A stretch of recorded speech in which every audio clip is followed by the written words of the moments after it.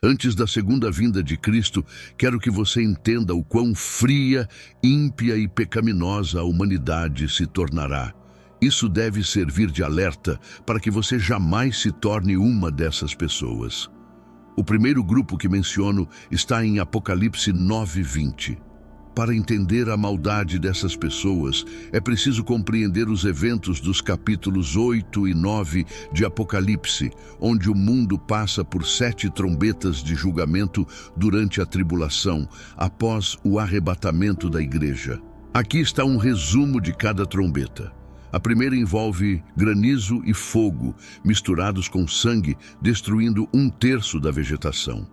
Na segunda, uma montanha em chamas é lançada no mar, matando 1/3 das criaturas marinhas e afundando 1/3 dos navios.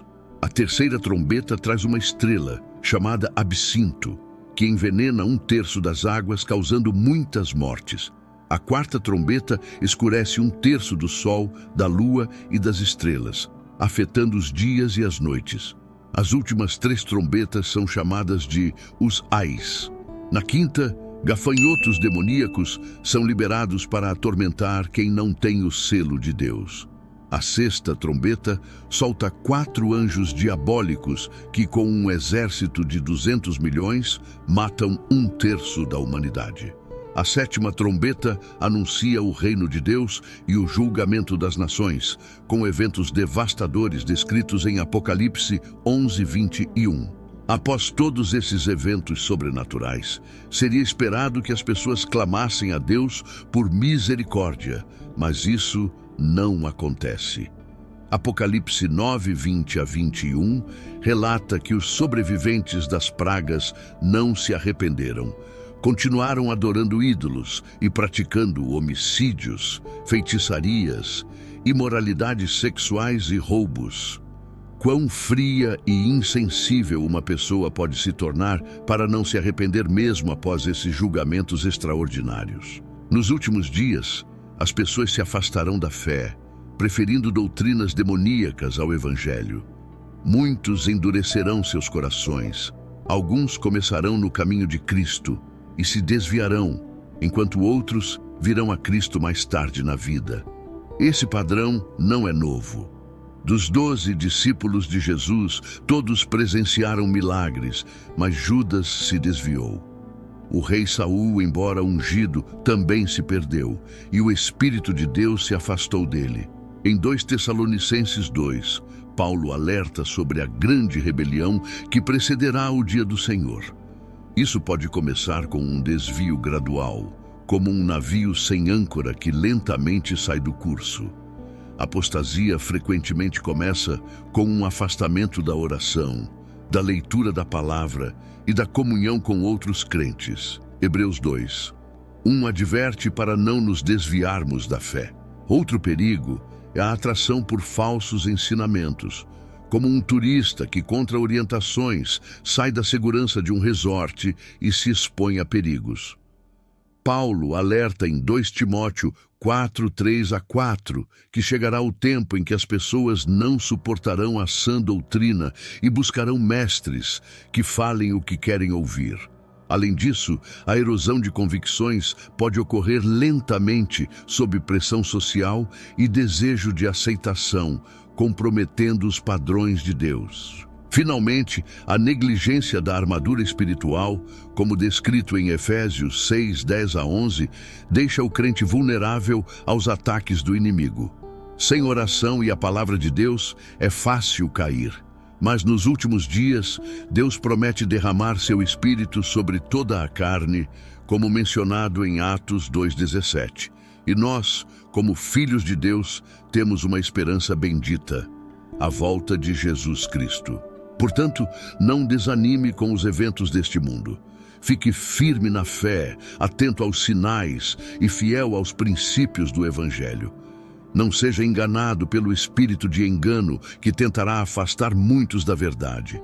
Esteja atento à apostasia e ore por discernimento, firmando-se na verdade de que Jesus Cristo é o caminho, a verdade e a vida. Mantenha-se firme na fé, testando os espíritos e discernindo o que é de Deus e o que não é. O inimigo tentará enganar, mas você pode vencer pela graça de Deus. Vivemos tempos difíceis, mas lembre-se, maior é aquele que está em nós do que o que está no mundo. Apegue-se à fé e continue olhando para Jesus, o autor e consumador da nossa fé, resistindo ao engano do inimigo e vivendo como discípulos de Cristo. Que possamos ser guiados pelo Espírito Santo e preparados para a batalha espiritual, sempre firmados no amor de Deus. É crucial entender que após os eventos das 7 trombetas, o Apocalipse ainda revela uma série de acontecimentos cataclísmicos. Estes eventos culminam na plena manifestação da ira de Deus, conhecida como as taças da ira, e na vitória final de Cristo sobre o mal. Após as trombetas, a Bíblia descreve as 7 taças da ira, como revelado em Apocalipse 16. Essas taças são despejadas sobre a terra como os últimos julgamentos de Deus antes da consumação de todas as coisas.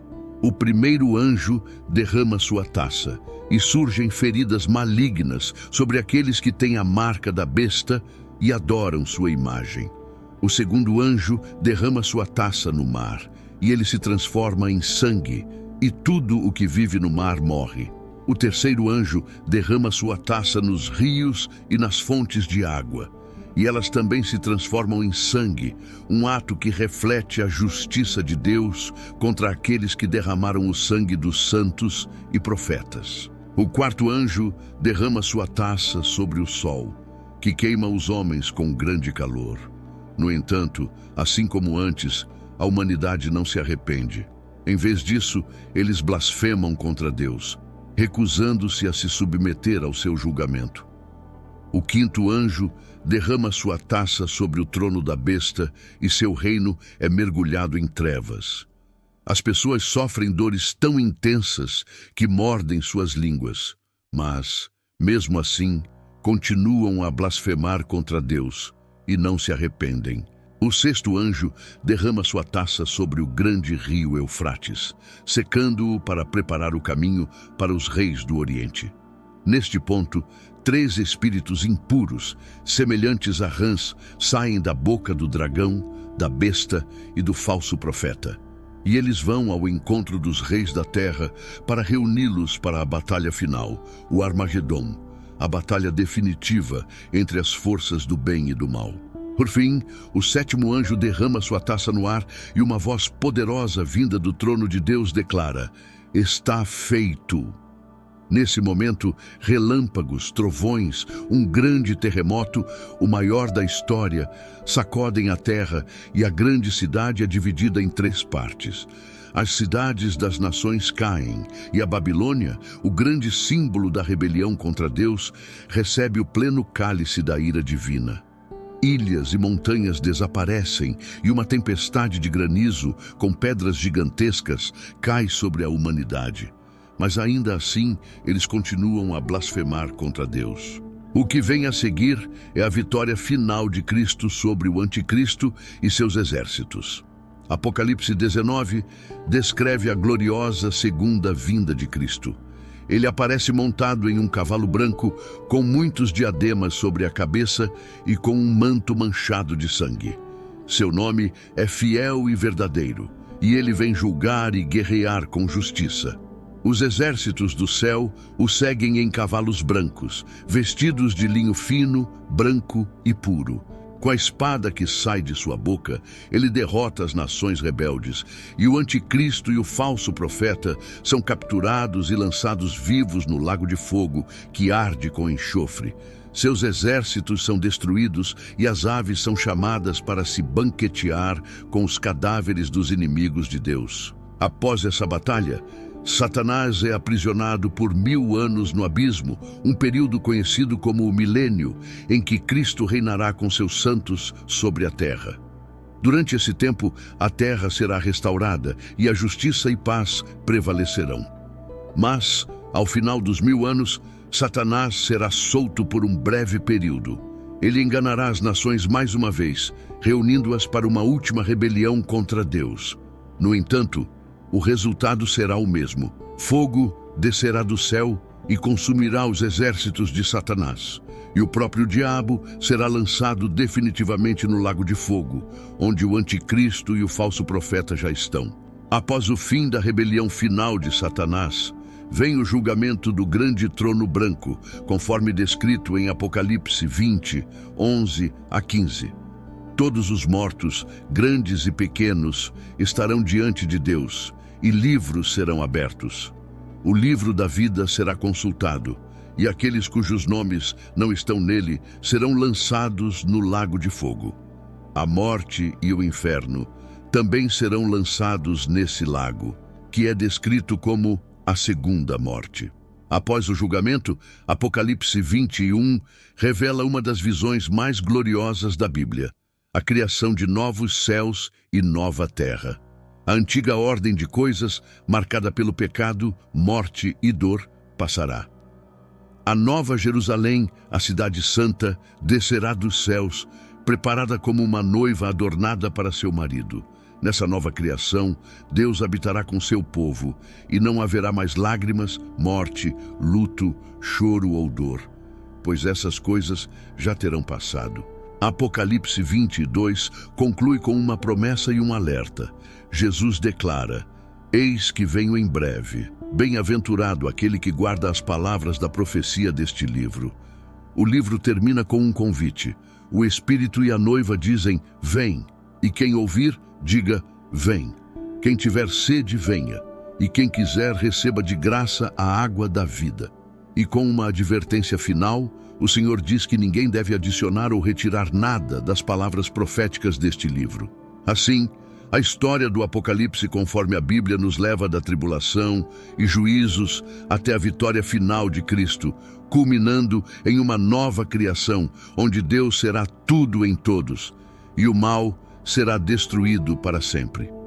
A grande lição para nós, conforme o Apocalipse, é perseverar em fé, arrependimento e obediência, esperando com esperança o retorno glorioso do nosso Senhor e Salvador Jesus Cristo. Após a gloriosa descrição da Nova Jerusalém e o convite final de Cristo em Apocalipse 22, precisamos nos aprofundar no significado da Nova Jerusalém e o que isso representa para os crentes. Conforme Apocalipse 21:2, a Nova Jerusalém é descrita como a cidade santa que descia do céu, da parte de Deus, preparada como uma noiva adornada para o seu esposo. Esta cidade representa a união perfeita entre Deus e seu povo, o lugar onde a humanidade redimida viverá eternamente em plena comunhão com o Criador. A descrição da cidade continua, revelando detalhes fascinantes que simbolizam sua pureza, perfeição e beleza celestial. A cidade é cercada por uma grande muralha com 12 portões, cada um guardado por um anjo e tendo os nomes das 12 tribos de Israel escritos sobre eles. As fundações da cidade são adornadas com todo tipo de pedras preciosas, cada uma representando uma das 12 tribos, mostrando a aliança eterna de Deus com o seu povo desde o Antigo Testamento. Ao concluirmos essa jornada pelo livro do Apocalipse, somos lembrados da urgência e da importância de vivermos em obediência, vigilância e esperança. O fim dos tempos não é apenas um evento distante, mas uma realidade que se aproxima rapidamente. E a volta de Cristo está mais perto do que imaginamos. Como vimos, a vitória final pertence a Jesus, e todos aqueles que permanecem fiéis a Ele herdarão a Nova Jerusalém, onde não haverá mais dor, morte ou sofrimento.